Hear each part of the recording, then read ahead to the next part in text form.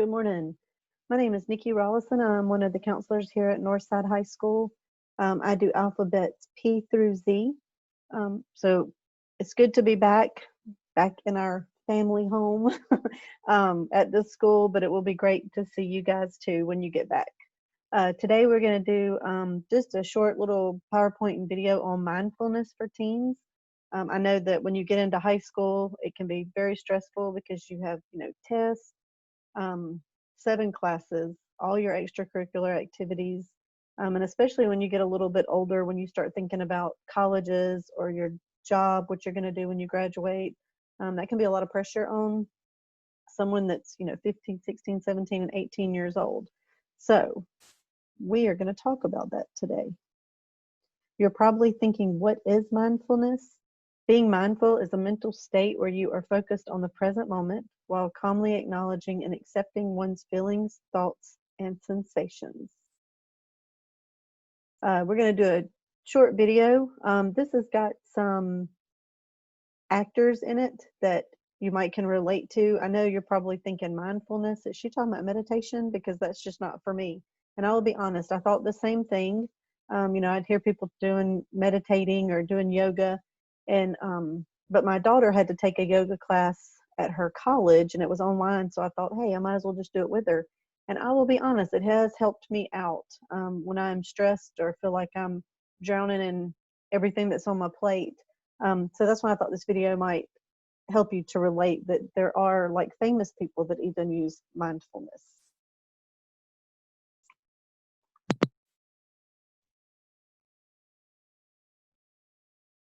Our son is missing. He's a 2-year-old boy. His name is Joe. He was playing on our driveway and then he vanished.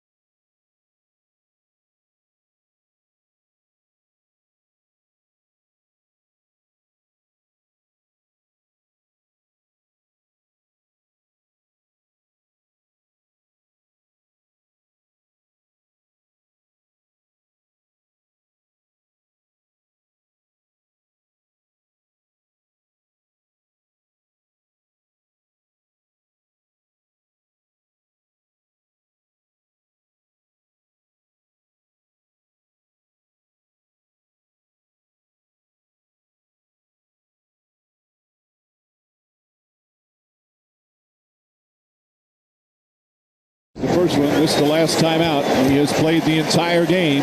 He would have played the entire game in Game 6 if it wasn't a blowout.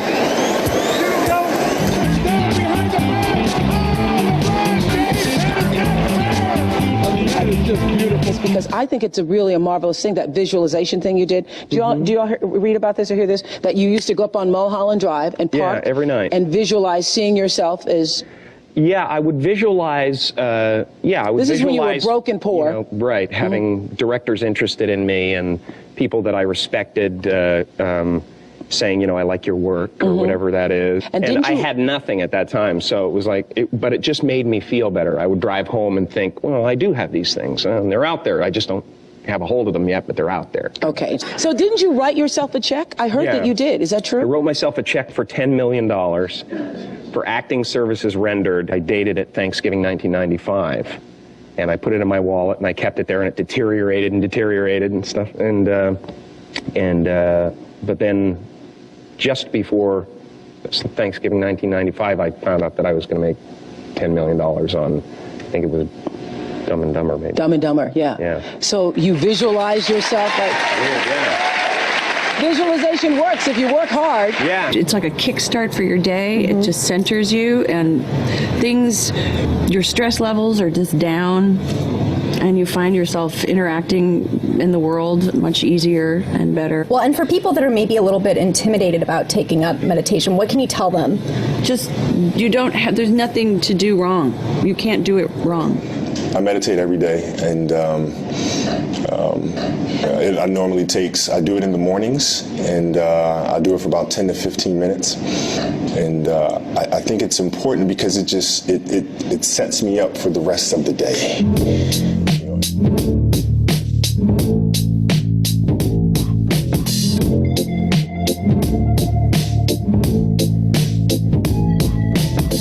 I wish I found some better sounds no one's ever heard. I wish I had a better voice that sang some better words. I wish I found some chords in an order that is new. I wish I didn't have to rhyme every time I sang. I was told when I get older all my fears would shrink, but now I'm insecure and I care what people think. My name's Blurry Face and I care what you think. My name's Blurry Face and I care what you think. Our lives are filled with distractions. Email, Twitter, texting. We're constantly connected to technology, rarely alone with just our thoughts. Which is probably why there's a growing movement in America to train people to get around the stresses of daily life. It's a practice called mindfulness, and it basically means being aware of your thoughts, physical sensations, and surroundings. There's so many different compelling studies that are showing that this is not New Age gobbledygook. This is potentially transformative of our health and well-being psychologically as well as physically. It can be useful for anxiety, depression, stress reduction. There have been a number of studies that show mindfulness can lead to those benefits, as well as improvements in memory and attention.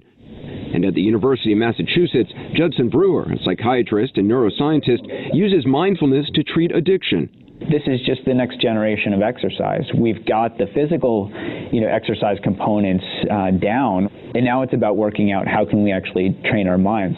Dr. Brewer is trying to understand how mindfulness can alter the functioning of the brain. Since attending the mindfulness retreat, I'd been meditating daily and was curious to see if it had an impact on my brain. We're going to have you start with thinking of something that was very anxiety-provoking for you. Okay. When I thought about something stressful, the cells in my brain's posterior cingulate immediately started firing, shown by the red lines that went off the chart on the computer screen. Just drop into meditation. Okay.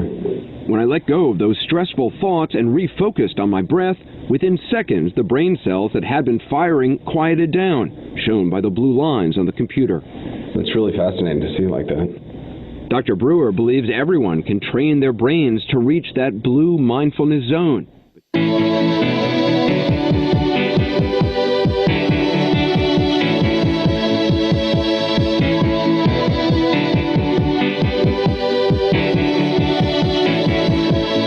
Is a balloon, shoots up through the stony ground. There's no room, no space to rent in this town. You're out of luck, and the reason that you had to care, the traffic is stuck,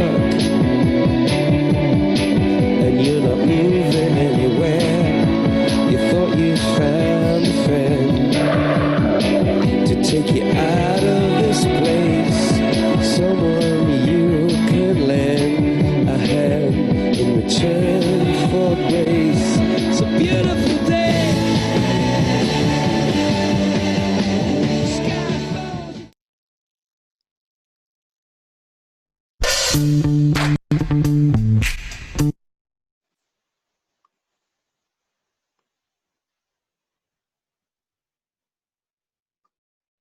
Okay, so some questions to ask yourself, or maybe you can discuss with friends or your family. Just name some things that stress you out.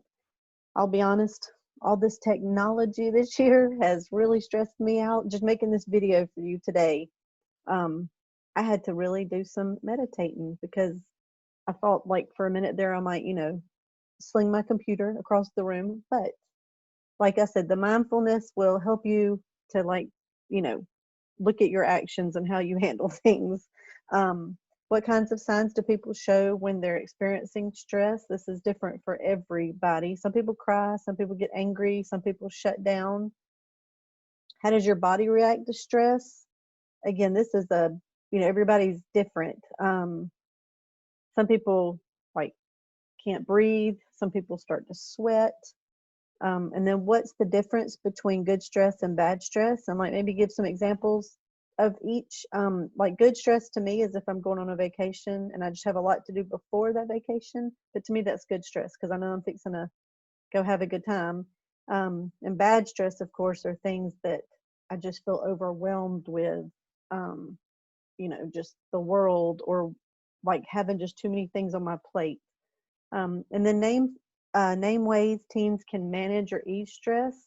This next slide kind of gives you some examples of that. And like I said, meditate. And I know that's not for everybody, but when you say meditate, you don't think of sitting on the floor with your legs, in Indian style with your hands on your knees. No, meditate can just be like if you lay down on your back and you just take some deep breaths to relax. There's apps online where you can like have meditation where it's like the ocean or birds or rain, thunderstorms. It's anything like that that can just help you to kind of erase everything in your mind and just be in where you are right then. You can go for a walk. That sometimes, can relieve stress, even if you go for a run or a walk. Focus on one thing at a time because, that's all you can do anyway. One day at a time, one thing at a time. Deplug from all technology. That helps me tremendously.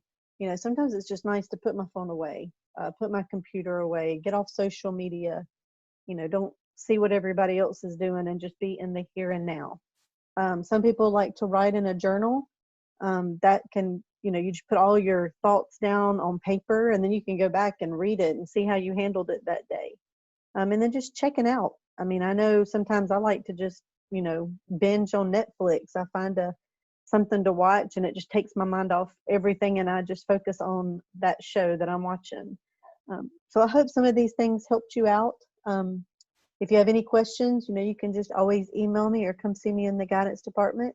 But I can't wait to see you all guys back at school. Hope you have a great rest of the day.